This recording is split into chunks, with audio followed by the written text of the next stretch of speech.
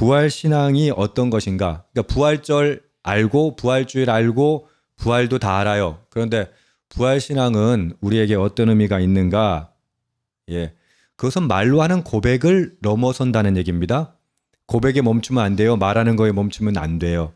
오늘도 조금 일찍 와서 기도하고 그렇게 말씀 보셨으면 좋겠습니다라고 광고하는 이유가 뭐냐면 매 예배가 여러분 그냥 요식행위가 되지 않기를 바래요. 그냥 와서 그냥 앉아 있다가 가는 시간이 아니라 특별히 오늘은 부활절입니다. 부활절은 주님 부활하셨습니다 라고 말로만 하는 게 아니라 우리의 삶에서 그 부활이 드러날 수 있기를 소망하는 거죠. 여러분 부활이 여러분의 삶 되기를 축복합니다. 아멘. 이게 무슨 뜻이에요? 우린 죽음으로 끝나지 않아요. 예수님의 부활은 우리의 부활이 돼요. 그러니까 절망하지 않습니다. 좌절하지 않습니다. 왜요? 부활할 거니까. 여러분 그래서 우리의 삶이 부활을 믿는 사람은 달라질 수밖에 없습니다. 오늘 그 이야기 한번 들어보십시오. 우리 1절 함께 읽어봅시다. 시작. 안식이 다 지나고 안식 후 첫날이 되려는 새벽에 막달라 마리아와 다른 마리아가 무덤을 보려고 갔더니 이 앞전 말씀에 보면 우리 큐티 하셨잖아요. 그죠? 막달라 마리아와 다른 마리아가 어떻게 했어요? 예수님의 십자가의 죽으심을 보고 무덤까지 쫓아와서 걸터 앉아 있어요. 끝까지 봤던 거죠. 그런데 그 다음 날은 안식일이라서 아무것도 못하고 이들은 안식일 끝난 다음 날 새벽에 득달같이 달려왔어요. 뭐 하려고? 여기 보면은 보려고. 무덤 봐서 뭐예요? 뭐 못 봤던 거 보는 것도 아니고 끝까지 지켜봤던 여인들이 왜 보려고 왔습니까? 이 보려고라고 하는 원어 세올의 사인은 단순히 보는 게 아니라 자세히 살피러 간 겁니다. 뭘 살피러 가요?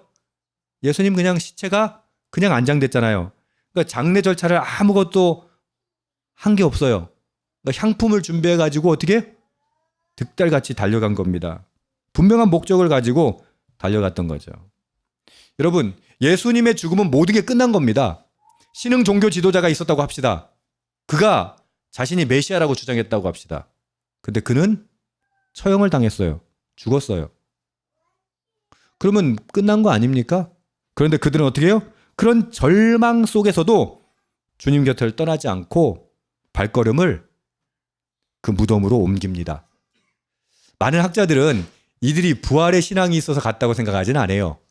단지 주님을 믿었기 때문에 사랑했기 때문에 갔다라고 생각합니다. 우리가 오늘 부활 이야기하지만 사실 우리 부활 잘 안 믿어요. 안 믿겨요. 삶에 안 녹아 있어요. 그래서 우리는 어떻게 해요? 죽을 것 같으면 가만히 못 있죠.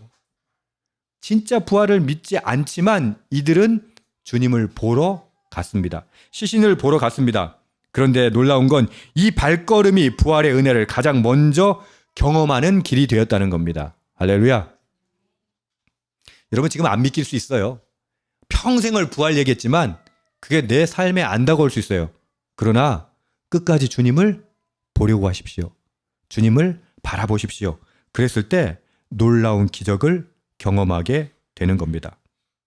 절망의 한복판에서도 주님을 향한 걸음을 내걷는 삶, 그것이 진정한 부활을 믿는 시작이 된다는 것이죠.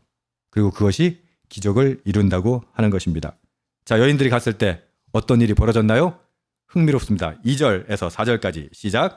큰 지진이 나며 주의 천사가 하늘로부터 내려와 돌을 굴려내고 그 위에 앉았는데 그 형상이 번개 같고 그 옷은 눈같이 익거늘 지키던 자들이 그를 무서워하여 떨며 죽은 사람과 같이 되었더라. 큰 지진과 함께 천사가 내려와서 돌을 굴려내고 그 위에 앉았다고 합니다. 여인들은 절망 가운데 무덤 앞에 앉아 있었죠. 근데 이번에 어떻게 돼요? 천사가 돌 위에 앉아 있습니다. 어떤 돌? 무덤을 가렸던, 막았던 돌 위에 앉아 있습니다. 치워진 돌 위에 생명을 선포하고 있는 겁니다. 여기에 역설이 있어요. 죽어 계셔야 하는 예수님은 지금 살아계신 거예요. 근데 살아서 그 무덤을 지키던 경비병들은 어떻게 됐다? 떨며 죽은 사람같이 되었더라. 이것이 부활의 스위칭이에요. 반전이에요. 근데 여러분 아셔야 될 게 있어요. 경비병들이 이 부활을 목격하고도 믿습니까? 안 믿습니까? 안 믿어요. 제가 어렸을 때 전도하다 보면 제 친구들이 다 그랬어요. 야, 그럼 예수를 좀 보여줘봐. 그럼 내가 믿을게. 여러분 보여주면 믿을 것 같아요? 안 믿어요. 안 믿기로 작정하는 사람은 믿지 않습니다. 직접 눈으로 보는 것이 믿음으로 이어진다고 우리는 착각해요. 아니요. 그렇지 않습니다. 그냥 믿음으로 받아들이는 것과 보는 것은 전혀 별개의 문제입니다. 부활 앞에서 경비병처럼 반응하겠습니까? 아니면 여인들처럼 믿겠습니까? 오늘도 우리에게 질문합니다. 여러분은 어떻게 하시겠습니까? 우리가 부활주일이라고 이렇게 앉아있지만 어쩌면 우리는 경비병처럼 앉아있는지도 몰라요. 부활 봤어. 목사님 부활이래. 그리고 오늘 분위기가 달걀도 나눠주네. 오늘 부활절이네. 목격하고 계신 거 아니에요? 그냥 보고만 있고 그냥 그것으로 끝나는 것 아닙니까? 저는 여러분들이 부활을 보는 것만이 아니라 믿을 수 있기를 축복합니다. 그 능력을 믿는 것, 그것을 받아들이는 것, 그게 진짜 부활의 삶이라고 하는 것이죠. 물론 여인들이 여전히 십자가에 못 박힌 상태의 예수를 찾고 있었다고 했습니다. 근데 그런 여인들에게 천사가 말합니다. 5절에서 6절입니다. 천사가 여자들에게 말하여 이르되 너희는 무서워하지 말라. 십자가에 못 박힌 예수를 너희가 찾는 줄을 내가 아노라. 그가 여기 계시지 않고 그가 말씀하시던 대로 살아나셨느니라. 와서 그가 누우셨던 것을 보라. 살아나셨다라고 하는 말은 원어로 수동태예요. 능동태, 수동태 아시죠? 수동태는 당한 겁니다. 여기 보면은 살아나셨는데 어떻게 했다? 스스로 살아난 것이 아니라 하나님께서 살리셨다라고 말하는 겁니다. 그리고 이렇게 말해요. 말씀하신 대로. 부활은 예고되어 있던 거예요. 그런데 예고되어 있어도 제자들은 그게 무슨 말인지 알지 못했어요. 우리가 평생 부활을 이야기하지만 실제 여러분 부활을 우와! 라고 깨닫는 데는 꽤 시간이 걸려요. 여러분 듣는 것, 보는 것으로 해결되는 게 아니에요. 부활은 나의 신앙으로, 나의 삶으로 정확하게 성취되어야 한다는 것이죠. 하나님의 말씀은 단 한 글자도 땅에 떨어지지 않습니다. 믿으십니까? 예. 그런데 이 약속을 믿는다고 고백하면서도 우리는 어때요? 두려움과 염려에 사로잡혀 삽니다. 그게 뭐예요? 부활과 삶이 분리된 관념이에요. 물론 목에 칼이 탁 들어오면 겁은 나죠. 그거는 본능이에요. 그런데 여러분 실패해도 넘어져도 끝이 아니라는 거예요. 왜요? 하나님 말씀하신 대로 약속하신 대로 반드시 이루어 주신다. 할렐루야. 하나님을 믿고 두려움을 내려놓을 때 그것이 진짜 부활의 삶을 살아가는 것입니다. 7절입니다. 시작. 또 빨리 가서 그의 제자들에게 이르되 그가 죽은 자 가운데서 살아나셨고 너희보다 먼저 갈릴리로 가시나니 거기서 너희가 배우리라 하라. 보라 내가 너희에게 일렀느니라 하거늘. 천사는 예수님이 제자들보다 먼저 갈릴리로 가셨다라고 전합니다. 갈릴리는 어떤 곳입니까?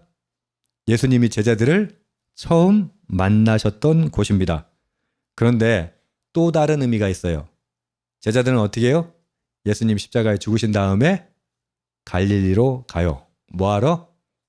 고기 잡으러. 실패 후에 돌아간 삶의 자리입니다. 어디 가요? 갈릴리가. 주님은 제자들이 준비되기를 기다리지 않으세요. 상처난 그들의 자리로 먼저 찾아가시는 겁니다.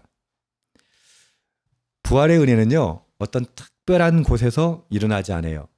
우리는 지금 교회라고 하는 그 물리적인 하드웨어 안에서 자꾸 부활을 생각하는데, 여러분, 부활하신 주님은 우리를 찾아오실 때 교회에만 찾아오지 않으세요. 부활하신 주님은 어디로 찾아가세요? 실패한 사람의 그 삶의 현장으로 찾아가십니다. 할렐루야. 좌절한 사람, 넘어진 사람, 아픈 사람, 문제 있는 사람, 그 삶의 자리, 그 갈릴리로 주님은 직접 찾아가신다라고 말씀하고 있는 겁니다. 8절입니다. 그 여자들이 무서움과 큰 기쁨으로 빨리 무덤을 떠나 제자들에게 알리려고 다름질할새. 9절도요. 예수께서 그들을 만나 이르시되 평안하냐 하시거늘 여자들이 나아가 그 발을 붙잡고 경배하니. 여인들은 그 천사의 말을 듣고요. 어떤 심정으로 달려갔다고 이야기합니까? 무서움과 큰 기쁨으로. 기쁨은 기쁨이지 왜 또 무서움이 있을까요? 예? 예수님 살아났다며. 여러분, 그러니까 우리가 안 만나봐서 그래요. 여러분 천사를 만났다고 생각해봐요. 안 무섭겠어요? 그러니까 이게 무섭기도 하고 기쁘기도 하고. 그래서 어떻게 해요? 제자들에게 다름질할세. 이게 여자들의 반응입니다. 여러분 부활의 소식을 들은 사람의 특징이 뭐예요? 다름질이에요. 다름질. 그러니까 우리가 다름질하지 않는 이유는 뭐예요? 부활을 이론적으로 알고 있기 때문이에요. 부활을 그냥 관념적으로 이해하고 있기 때문이에요. 여러분 진짜 부활을 믿는다면 가만히 있을 수 있어요? 어때요? 자주 말씀드리잖아요. 정말 맛있는 집을 찾았어. 그럼 어떻게 해요? 막 그거 전하느라고 얼마나 애쓰는가 몰라. 어떤 물건을 썼는데 너무 좋아. 그럼 어떻게 해요? 그거 뭐 선전하느라고 아니 그 회사에서 뭐 돈을 주기로 했어. 그 식당에서 뭐 나한테 무슨 로비를 하기로 했어. 근데 어때요? 그것만 하더라도 어때요? 우리는 그 소식 전하느라고 교회 와서도 집사님 이리 와봐. 내가 말이야. 전하잖아요. 근데 진짜 부활을 경험한 사람들의 반응은 뭐예요? 가만히 있지를 못해요. 즉시 무덤을 떠나 제자들에게 달려가는 겁니다. 부활 신앙은 본질적으로 전하는 신앙이에요. 여러분 진짜 부활을 경험했다면 어떻게 가만히 있겠어요? 목사가 왜 목사 됐겠어요? 가만히 있지를 못해요. 목사는 그냥 입만 열면 그거 얘기할 수밖에 없어요. 뭐 지겨워도 어쩔 수 없어. 왜? 부활했으니까. 여러분 이 땅에서 얼마나 큰 고난을 당하고 큰 힘듦을 당합니까? 그런데 여러분 괜찮아요. 제가 자주 말씀드리잖아요. 실패해도 괜찮아요. 아파도 괜찮아요. 문제 있어도 괜찮아요. 뭐 할 거니까? 부활할 거니까. 할렐루야. 그걸 진짜 믿는 사람은 입이 가만히 있을 수 있다 없다? 없다고 하는 거예요. 부활을 믿는다고 말을 하면서도 근데 가슴에만 간직해야지 이런 사람이 있을까요? 진짜 믿는다면? 저는 이제 IT나 뭐 이렇게 기계 이런 거 좋아하잖아요. 뭐 신제품 같은 거 나오면요. 오디오 관련 신제품 나오면 대본에 동호 집사님한테 전화를 해요. 전화해가지고 이런 게 나왔다더라. 동호 집사님도 마찬가지예요. 뭐 소프트웨어 좋은 거 나오면 나한테 톡을 해. 이런 게 있습니다. 그 뭐예요? 소식을 전하는 거예요. 근데 예수님의 부활이 소프트웨어 못지않고 예수님의 부활이 물건 못지 않아야 되는데 우리의 삶은 어때요? 예수님의 부활은 어떻게 해요? 내 가슴 속에 간직해야지 뭐 이러고 있는 거예요? 그건 가짜예요. 우리가 왜 2층 예배당 하려고 하는 줄 아세요? 그거 전하려고. 그거 맛보지 않은 사람들 어떻게? 맛보게 하려고. 예배 시간에 그냥 요식행위로 왔다 갔다 하는 사람들, 그런 사람들에게 어떻게? 진짜 예배의 기쁨이 무엇인가를 보여주고 싶어서 그러는 거예요. 많은 고민이 있어요. 그래가지고 우리 교회가 했던 게 뭐예요? 흩어지는 교회. 그거 자꾸 내보냈어. 왜? 가서 전하라고. 근데 그것도 한계가 있더라고요. 여러분, 부활은 우리의 유일한 소망이에요. 우리에겐요, 이 땅에서 소망이 없어요. 우리 진짜 소망은 뭔지 아세요? 부활이에요. 부활. 봐요, 지금 반응이 이렇잖아. 우리의 진짜 소망은 부활이에요. 그래, 부활.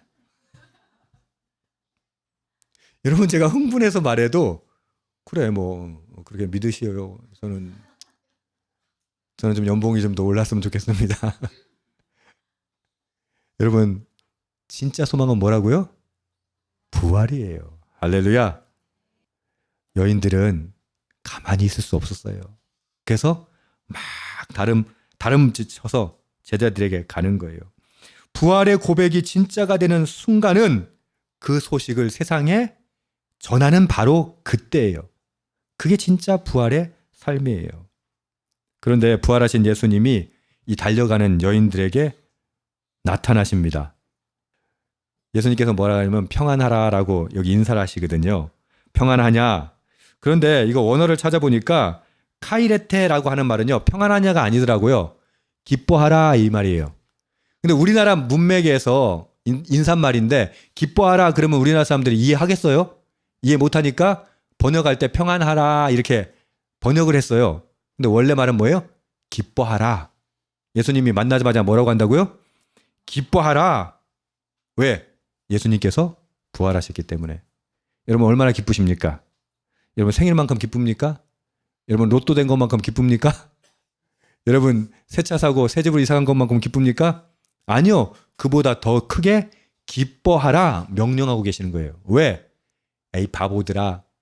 부활이 너희한테 얼마나 큰 능력인지 모르지? 그러니까 기뻐하라는 거예요. 모르니까. 우리 아무도 몰라요. 목사인 저도 조금 예상할 뿐이지 몰라요. 왜? 그러니까 누가 돈 준다고 하면 막 기쁜데 부활이요? 그러면 그렇지 좋지 이러고 마는 거예요. 예수님 뭐라고 말씀하신다고요? 기뻐하라. 여러분에게 명령합니다. 예수님의 이름으로 명령합니다. 기뻐하십시오. 기뻐할 일이 없는데 그냥 기뻐하십시오. 그냥 기뻐하십시오. 왜? 그것이 진짜 우리의 기쁨이기 때문입니다. 여인들이요 예수님 보고 너무 깜짝 놀랐어요. 그러니까 이거 뭐 아까 두려움이 있고 기쁨이 있긴 한데 이 어찌할 바를 몰라. 그래서 어떻게 해요? 엎드려서 경배해요. 그리고 뭘 잡아? 발을 잡아. 이게 무슨 뜻일까요? 영혼이란 얘기예요? 아니에요. 여러분 예수님은 육으로 부활하셨어요. 우리도 육으로 부활할 것입니다. 이것은 관념이 아니라 현실입니다. 진짜입니다. 예. 부활을 경험한 사람들의 특징 뭐예요? 기뻐하고 경배한다는 거예요. 저와 여러분이 오늘 부활을 통해서 주님을 기뻐하고 주님을 경배할 수 있기를 축복합니다. 아멘. 우리 10절 읽겠습니다. 이에 예수께서 이르시되 무서워하지 말라. 가서 내 형제들에게 갈릴리로 가라. 거기서 나를 보리라 하시니라. 특이한 건 갈릴리예요.